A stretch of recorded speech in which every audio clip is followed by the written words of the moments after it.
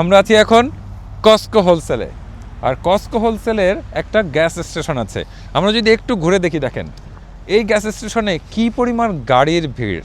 সবাই কিন্তু গ্যাস নিচ্ছে, মানে পেট্রোল ডিজেল নিচ্ছে। তো আমরা জানি যে সারা বিশ্বে কিন্তু এখন তেল নিয়ে একটা হই হুল্লোড় অবস্থা, কারণ ইরান এবং আমেরিকার মধ্যে যে যুদ্ধ হচ্ছে সেই যুদ্ধের একটা প্রভাব কিন্তু তেলের উপর পড়েছে।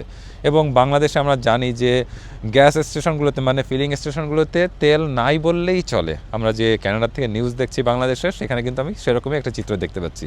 তো আজকের ব্লগ আমি দেখাবো কানাডাতে গ্যাস মানে পেট্রোল ডিজেলের কি অবস্থা, কেমন হেডিক পড়ে গ্যাস স্টেশনগুলোতে এবং কি পরিমাণ দাম ওঠানামা করছে, সেটা নিয়ে আমার আজকের গল্প। কস্কো হচ্ছে কানাডাতে বলতে পারেন এর থেকে কম দামে গ্যাস কেউ দিতে পারে না, খুবই রেয়ার। পেতে পারেন, সেটা কিন্তু খুবই রেয়ার।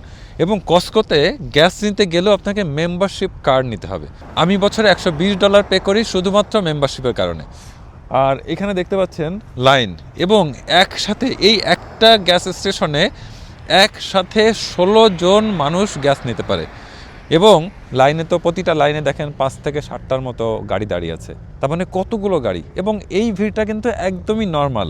আমি বলছি না যে এটা এই যে একটা হিড়িক চলছে, এই হিড়িকের জন্য মানুষ প্রচুর গ্যাস নিচ্ছে, তা না। এই কস্কো স্টেশনে বরাবরই সবসময়ই ভিড় থাকে, বিশেষ করে অফিস শুরু এবং শেষের সময়টায়। আর কস্কোতে যদি দেখাই যে গ্যাসের দাম কেমন চলছে, আমি দেখেন এরকম রাস্তায় এরকম দেওয়া থাকে যে কোন স্টেশনে কেমন গ্যাসের দাম। এখানে আমরা দেখতে পাচ্ছি, দেখেন উপরেই লেখা আছে মেম্বার্স অনলি, মানে মেম্বার ছাড়া কিন্তু গ্যাস নিতেই পারবে না। আর উপরে দেওয়া আছে রেগুলার গ্যাস 149.9, মানে $1.49.9, মানে $1.50 বলতে পারেন।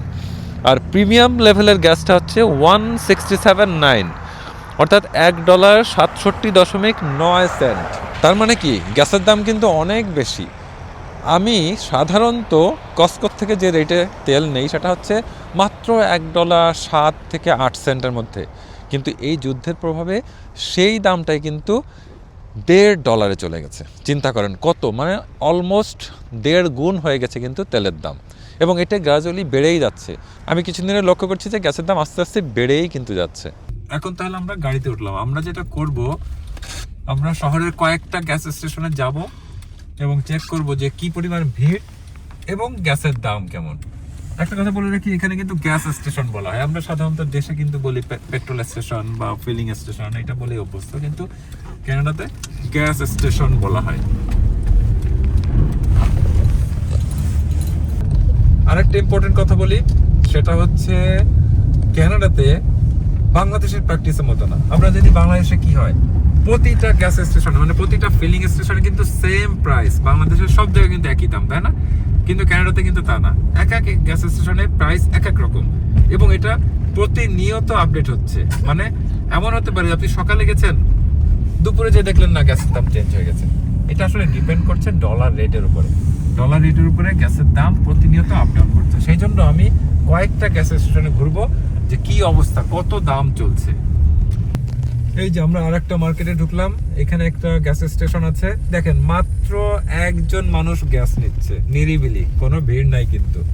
অথচ একসঙ্গে কিন্তু 1 2 3 4 5 6 7 8 9 10 11 12 জনের মতো গ্যাস নেওয়ার ক্যাপাসিটি এখানে আছে। কিন্তু একসঙ্গে 12 জন কিন্তু নিতে পারে। যে কিন্তু দেখেন একদম ফাঁকা। এখন কথা হচ্ছে কত দামে গ্যাস বিক্রি হচ্ছে এখানে, সেটা আমরা দেখবো।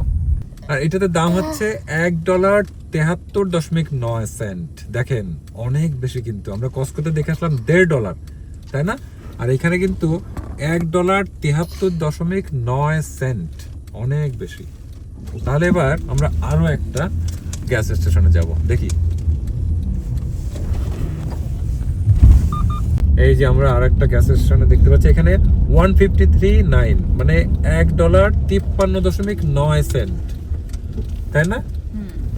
মানে এটাতে, এবং ছোট একটা স্টেশন, আমি বলছি না যে খুব বড় একটা স্টেশন। অর্থাৎ ওই যে কস্কো থেকে কিন্তু গ্যাসের দাম এখানে একটু বেশি। ওটা ছিল $1.50 মতো, আর এখানে হচ্ছে $1.53 একটু বেশি, তাই না? এরকম। অর্থাৎ বোঝাই যাচ্ছে কস্কোতে গ্যাসের কীরকম দাম। এইবার আমরা আর এক সিটিতে চলে যাব। এতক্ষণ আমরা ছিলাম কিন্তু শেরুড পার্কে, আমরা এখন যাব এডমন্টন সিটিতে চলে যাব। দেখি ওইখানের একটা স্টেশন ঘুরে কি পরিমাণ দাম আছে ওইখানে। এইবার আমরা এডমন্টন সিটিতে চলে আসছি, মানে ক্যাপিটালে। Alberta প্রভিন্সের capital. তো এই সিটিতে দেখেন এখানে একটা গ্যাস স্টেশনের প্রাইস কিন্তু দেওয়া হচ্ছে, এটা হচ্ছে ইউনিটি স্কোয়ার একটা মার্কেট আর কি। তো এইখানে একটা ফিলিং স্টেশন আছে, গ্যাস স্টেশন, যেখানে প্রাইস দেওয়া আছে রেগুলার গ্যাস হচ্ছে 173.9, মানে $1.73.9। দেখেন কত বেড়ে গেছে গ্যাসের দাম, মানে চিন্তাই করা যায় না। তো এটা হচ্ছে ডিজেলের প্রাইস কিন্তু এর বলা, তাই না? এটা হচ্ছে ডিজেলের প্রাইস। এইবার আমরা যদি এই গ্যাস স্টেশনের দিকে এগোই, দেখেন এইটা হচ্ছে সেই গ্যাস স্টেশন, কি পরিমাণ ভিড় আছে আমরা একটু দেখি। প্রতিটা আপনার পাম্প মেশিনের সামনে এই যে একটা সাদা গাড়ি দেখা যাচ্ছে। এইবার সাফওয়ান ওইদিকে একটু দেখাও, যে প্রতিটা মেশিনের সামনে একটা একটা গাড়ি, মানে এখানে এক্সট্রা কোনো ভিড়ই নাই, মানুষ খুব ইজিলি কিন্তু গ্যাস নিয়ে চলে যাচ্ছে। আর সাফওয়ান একটু সামনের দিকে দেখাও। আর এটা কিন্তু একটা মার্কেট, এই যে মার্কেটে দেখেন বিভিন্ন গাড়ি পার্ক করে রাখছে, তার মানে গাড়ির সংখ্যা কিন্তু এখানে প্রচুর, কিন্তু খুব কম মানুষই কিন্তু গ্যাস নিচ্ছে, মানে কোনো এক্সট্রা প্রেশার কিন্তু আমরা এখানে দেখতে পাচ্ছি না, ইভেন এই সিটিতে, এডমন্টন সিটিতে, তাই না? অর্থাৎ ক্যানাডাতে ঘুরে যেটা দেখা গেল যে না, তেলের কিন্তু হিড়িক পড়েনি, যে তেল নিতেই হবে তা না। আসলে ক্যানাডাতে মানুষ এমনিতেই কম, সেই জন্য দেখা যায় পাম্পগুলোতে ওই পরিমাণ ভিড় হয় না। তবে গ্যাসের দাম যে বেড়েছে এটা নিঃসন্দেহে বলা যায়, কারণ আমরা দেখতেই পেলাম যে কী পরিমাণ বেড়ে যাচ্ছে।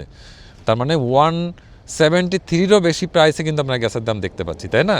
তাহলে আমি যদি একটু হিসাব দিই, যে আমি তেল নিতাম হচ্ছে $1.06 করে, সেই তেলই আমি নিচ্ছি কিন্তু এখন $1.5 প্রাইসে। অর্থাৎ আমার তেলের কস্টিং মান্থলি প্রায় 1.5 গুণ কিন্তু বেড়ে গেছে। এটা কিন্তু অনেক বেশি। অর্থাৎ আমি যদি $100 খরচ করে থাকি প্রতি মাসে, এখন আমাকে প্রায় $150 খরচ করতে হচ্ছে প্রতি মাসে। যদিও এটা আমার অ্যাকচুয়াল কস্ট না, আমি জাস্ট এক্সাম্পল দেওয়ার জন্য বললাম, বোঝার সুবিধার্থে। অর্থাৎ তেলের দাম অনেক বেড়েছে।